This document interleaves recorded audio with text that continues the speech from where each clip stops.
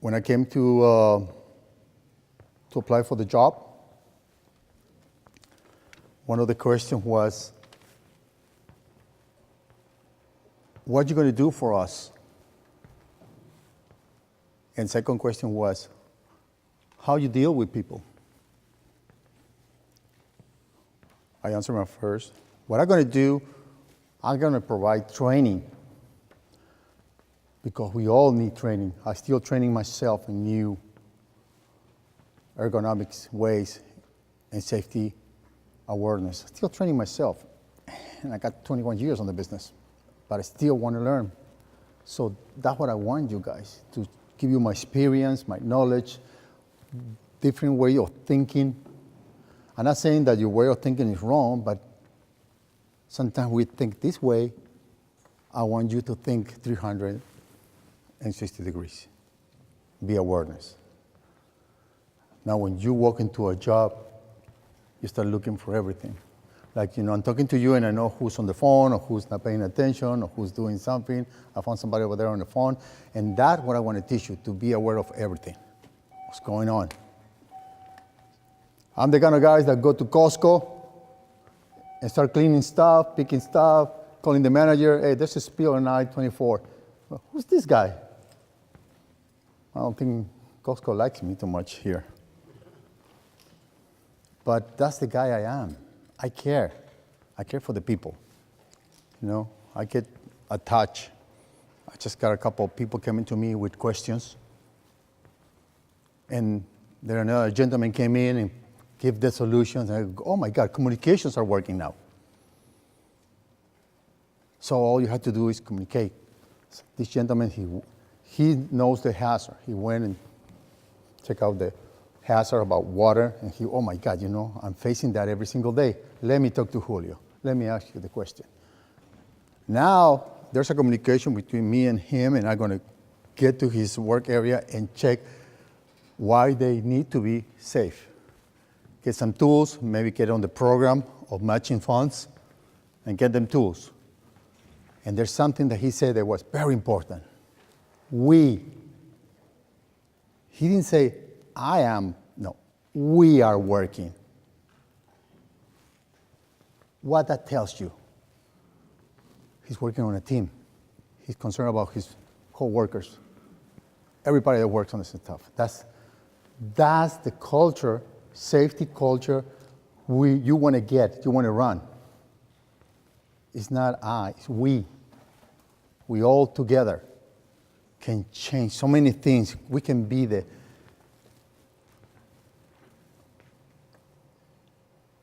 to get to point 1 to point 2, there's a lot of work to do. Sometimes we cut corners to save time, to get off of work early, or because we want to finish the job fast. But what happened when we cut corners and we don't do it safe? What happened? You get hurt. Bingo. You get hurt. The right answer. You will get hurt if you cut corners. What's happening when you're not, okay, I'm not going to use my gloves, I can stick my hand really fast. It's not going to catch me. Machines, electricity, hazard, always wins. So you got to use the proper PPE, proper protocols, and don't take corners. I was in charge. I was the project safety coordinator for Chevron refinery in El Segundo. All the projects were running into my desk, and I was a contractor. I wasn't working for Chevron. They contract me because there were nobody that would fulfill that position. So I was working. And suddenly, I get an email and said, you cannot get involved on shipping and receiving of fuels no more. There's somebody in charge of that. I said, okay. But knowing me, I have some extra time, I start walking to that area. I'm that little kid that will tell, don't do this, and I'll do it, but safely. I went and checked And I found out this guy, new guy, authorized the drivers to smoke 50 feet away. 50 feet. What? I left the protocol not to smoke at all. Everybody that comes inside, no. On the shipping and receiving of fuel. Well, there were 5 trucks loading jet fuel. Who can tell me what's the difference between jet fuel and regular gas? Very flammable, you can't see it. You can't see the fire. So you see a guy running and say, what's wrong with this dude? And he's on fire. And very flammable. Anything, any spark. So I got there, I got very upset, got the manager and safety manager and told him, hey, you're doing wrong. They are 50 feet away. Oh yeah? Okay. We went to the smoking area. I grabbed a cigarette of one of the guys, broke it in half, and throw it to the floor. And since it's an open area, guess what happened with the cigarette? With the wind start rolling, rolling, rolling, rolling to the fueling area. The guy just turned white and go, oh my God. I said, yeah. Now the guy, communications, I explained him, I didn't want to get in your shoes, but I came here to help you. And don't take it bad. And I want to talk about this, but you have to change this. He said, right away. I'll change it right away, Julio. Well, you used to call me in Chevron JJ, because I'm Julio Jauregui. And they don't know how to say Jauregui. So they go, oh, JJ, we'll call you JJ. Say, okay, JJ, we'll change that.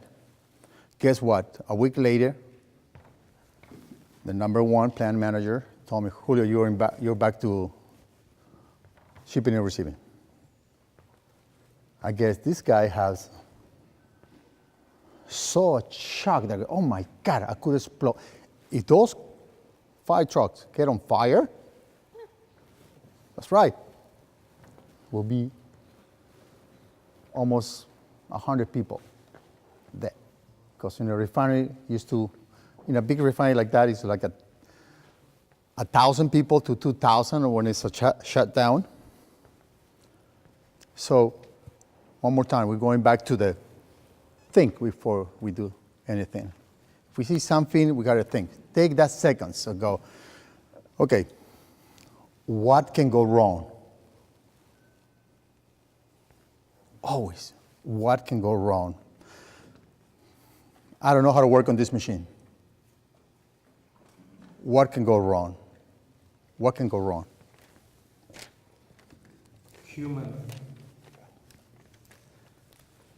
error. Human error. We're not trained. We can start a fire. We can lose fingers. We can die. So always, what can go wrong? Even in your house, you're working on your car, what can go wrong?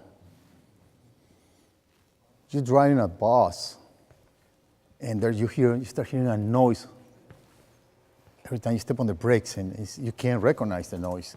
It's not the brakes going out, it's something different. What do you do? Who's a bus driver here? What do you do if you're full of children and you find there's a noise or problem with the bus? What do you do? I know the bus I'm driving. I've been driving for a long time. My bus 35. And I know when something wrong with my bus. If it's something wrong, I can hear something is stranger.